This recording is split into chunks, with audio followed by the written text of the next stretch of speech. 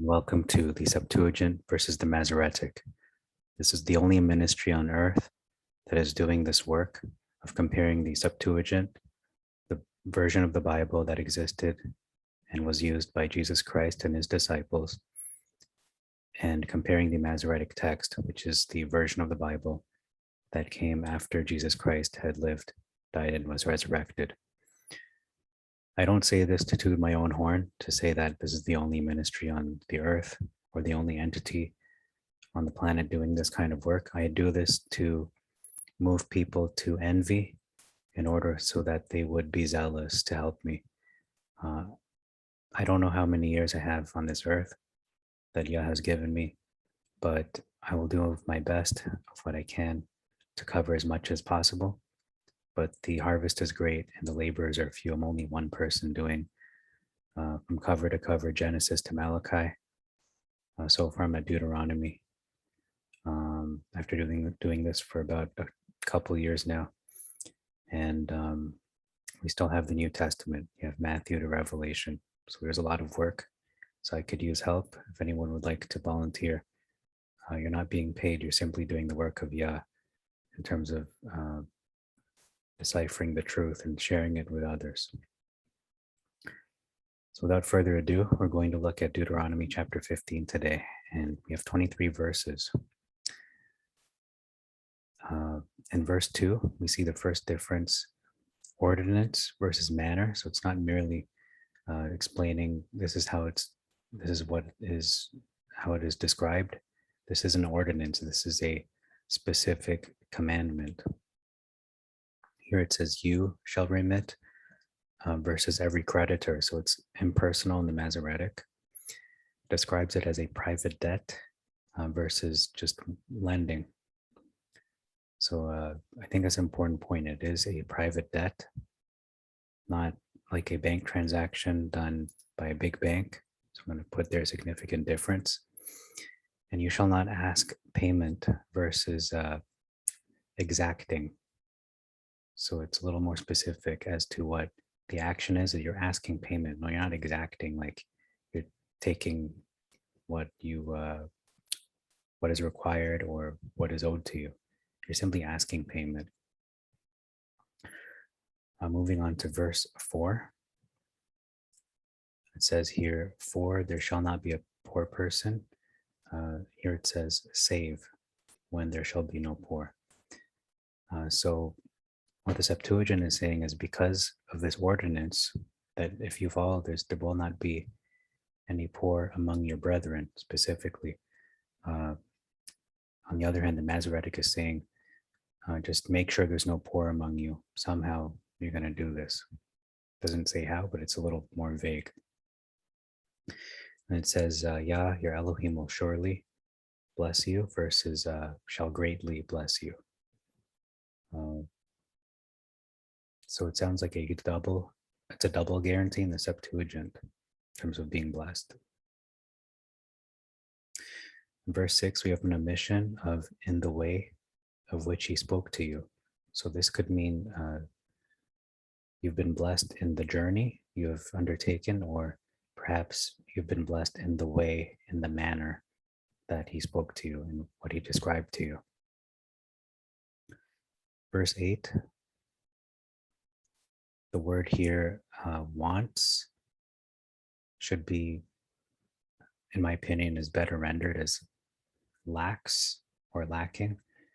So rephrasing it this way in both versions, you shall lend to him as much as he lacks according to his need. Again, not what he wants. It's not wanting as in what he wills. So if he wants your car, you're not going to give him your car. That's not what it's talking about. It's what is he lacking. And that does take wisdom and discernment and common sense to identify what is lacking, whether it's clothing, food, drink, safety, security, a roof, shelter, etc. Verse 9, we have our first big difference. It's a big difference because, well, let's just read it. It says here, take heed to yourself that there be not a secret thing in your heart, an iniquity, saying, Okay, I'm just going to pause it. It says an iniquity. So that's the specific secret thing that you need to be aware of. In the Masoretic, it is saying, beware that there be not a thought in your wicked heart. So we can see the difference is it's not the heart that is wicked, it is the secret thought. Verse, I think it harkens to the Jeremiah verse talking about how the heart is deceitful and wicked beyond all things, as it is rendered in the Masoretic. We know, or you should know, that at least in Septuagint it isn't rendered that way. It says the heart is the man and it is deep beyond all things. So this is only corroborating that. It is not in our hearts to be wicked, and our hearts are not wicked. It is what you choose to do, what you think, that determines that. So the secret thing is iniquity, again, versus your heart just simply being wicked by default. It also says here, there shall be great sin in you. Right at the end, there shall be great sin in you if you do not give to your brother that is in need. Versus your heart is, I should say, it be sin to you. So in the Septuagint, it is more serious. It is a great sin. It is not a small matter. And also, it is in your heart, the sin. It is in you. Perhaps it's a sin against you.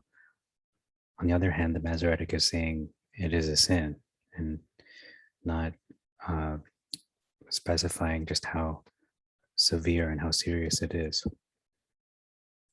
And we know that Yah protects specific groups very with more seriousness. The poor, the widow, the fatherless, the stranger, those four groups. Verse 10, we have an omission of you shall lend him as much as he wants. Again, reiterating the importance of what is to be done. That's how serious it is. It's repeated twice.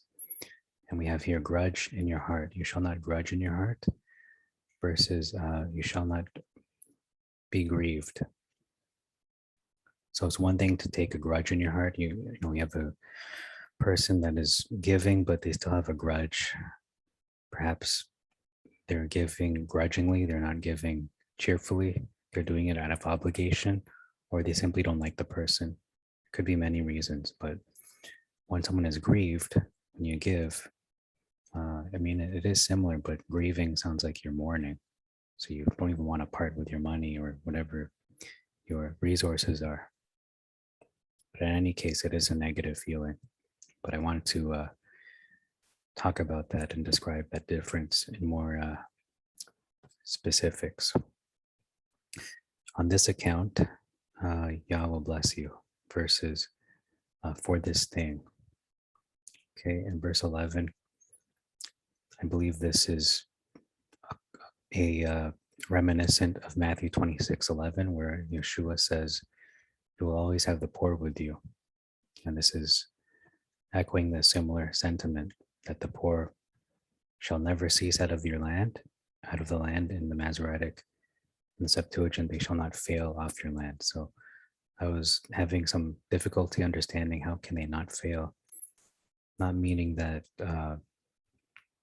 that the poor will not, perhaps it is the poor will not fail us and they will prosper, or perhaps they just will always remain with you, kind of like what Yeshua HaMashiach had said in Matthew 26:11.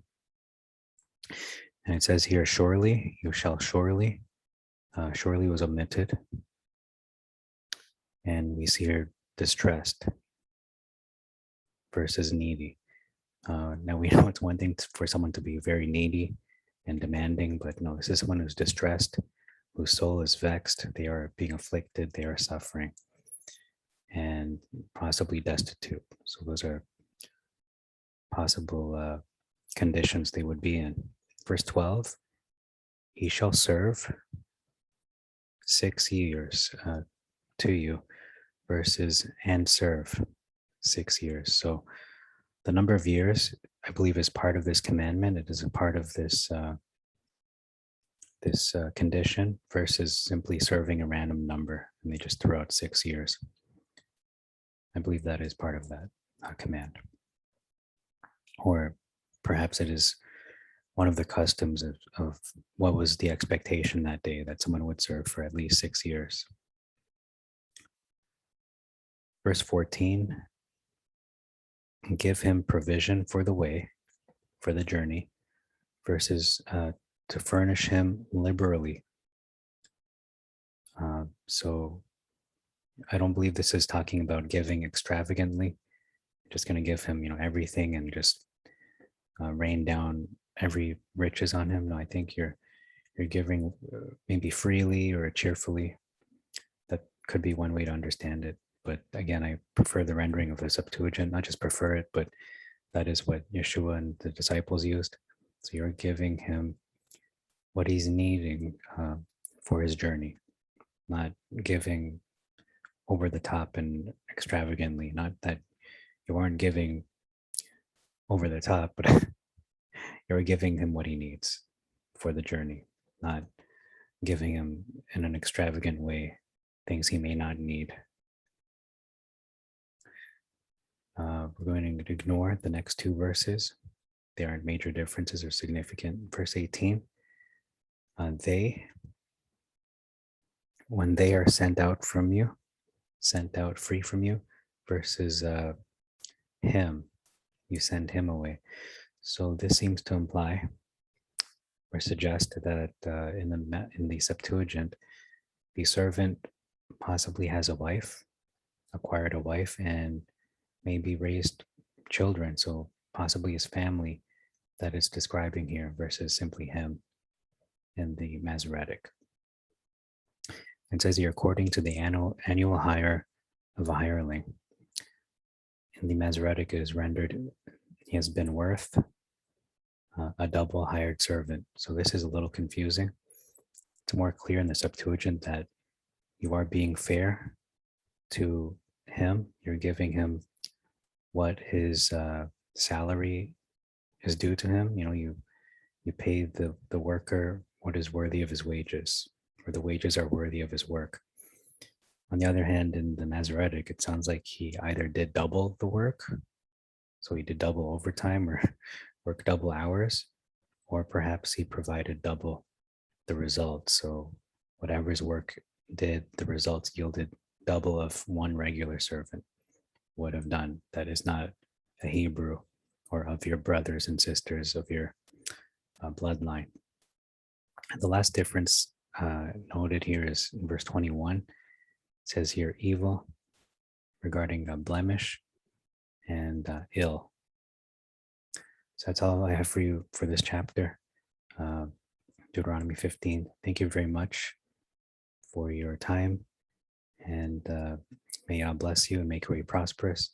Till next time, Maranatha, and we'll cover Deuteronomy chapter 16.